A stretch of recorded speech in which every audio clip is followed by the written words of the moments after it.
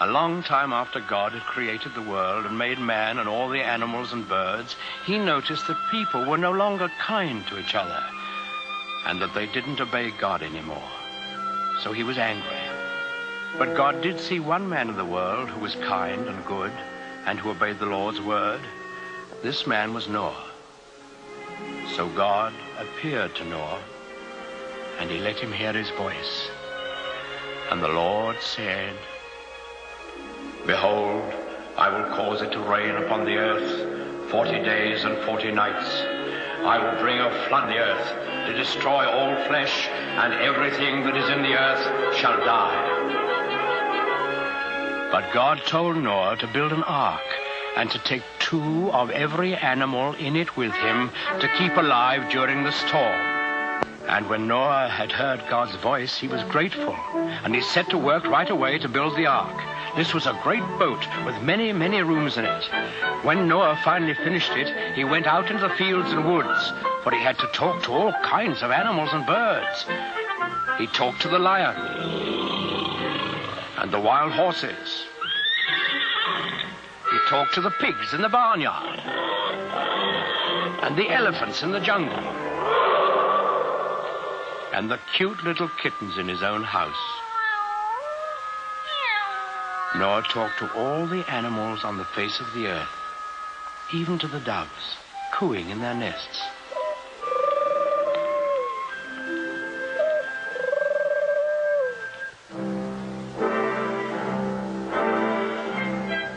And Noah picked a mother and a father of each kind of animal and bird, and he told them to come to the ark.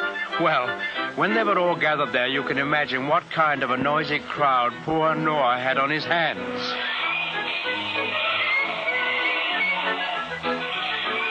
What with lions roaring and pigs squealing and monkeys chattering and hyenas laughing, well, it must have been noisier than a crowd of children on the annual Sunday school excursion.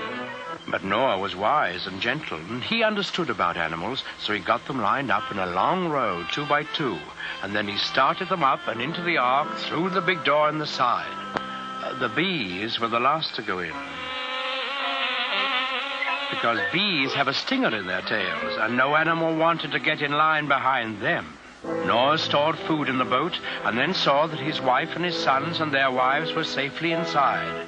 Then he shut the big door behind him, and he bolted it. Then there was a flash of lightning, and the thunder roared as it never had before. Big black clouds hid the sun so that it was almost as dark as night. And out of those clouds came the greatest rain the world has ever known. It lasted for 40 days and 40 nights, as God had promised Noah. All the land was covered with water, and not a house or a living thing remained anywhere.